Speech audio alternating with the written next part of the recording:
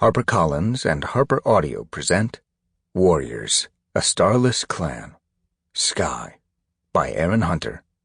Read by MacLeod Andrews. A note before we begin. To see maps and a cast of characters, download the accompanying enhancement PDF from your audiobook provider or go directly to www.harpercollins.com/pages/warriors, a starless clan, Sky. Special thanks to Kate Carey.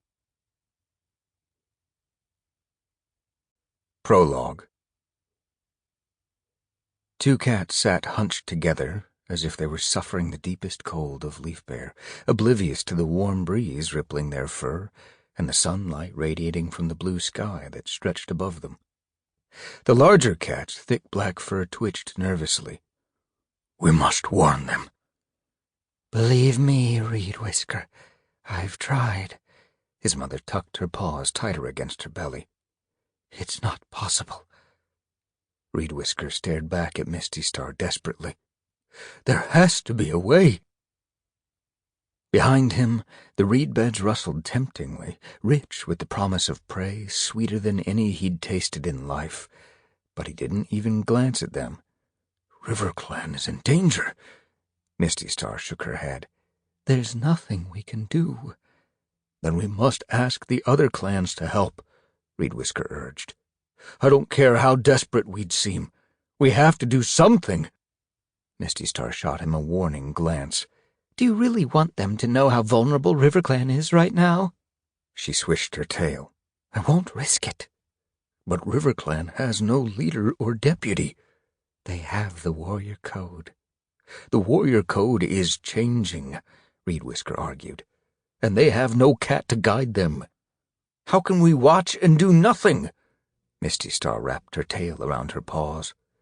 "We have to trust our clanmates to find their own way out of this mess." "What if they can't?" "They've managed in the past." "In the past, they've had a leader!" Reed Whisker didn't hide his exasperation. "If only I were still with them! If only I hadn't died! I could show them a way! I could help them!" "They must do this by themselves." Misty Star's mew was firm, but her eyes betrayed fear. She'd been a leader long enough to know how quickly quarrels could split a clan into factions, and how easily those factions could turn on each other. Just as fish needed the river's current to guide them, warriors needed leadership. Reed Whisker let out a sigh, but nodded his acceptance and walked away. Misty Star shrank deeper into her pelt, as though the warm winds of StarClan carried the chill of the dark forest. She felt more frightened now than at any time she'd been alive. Without a leader or deputy to hold the clan together, would RiverClan drift apart like a reed bed torn to pieces by a storm? Chapter 1. Sunbeam stared fiercely ahead, narrowing her eyes against the early morning light glittering through the pine branches. She felt her brown and white pelt prickle with irritation as Gullswoop trotted beside her, her tail high. She wished she were alone.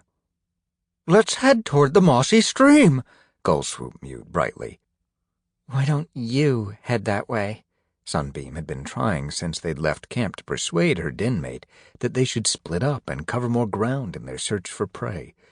But Gullswoop was determined to stick to her like a burr. "Cloverfoot told us to hunt together," she reminded Sunbeam. "I don't think she meant we had to share the same paw steps." Sunbeam kept her gaze firmly on the path ahead. She didn't want to meet Gullswoop's inquisitive gaze.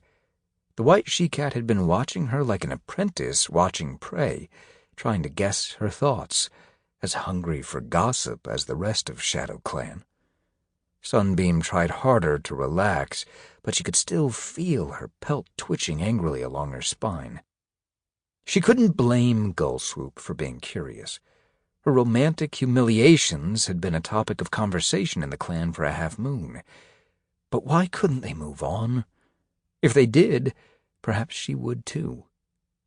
She picked up her pace as the Sample complete. Ready to continue?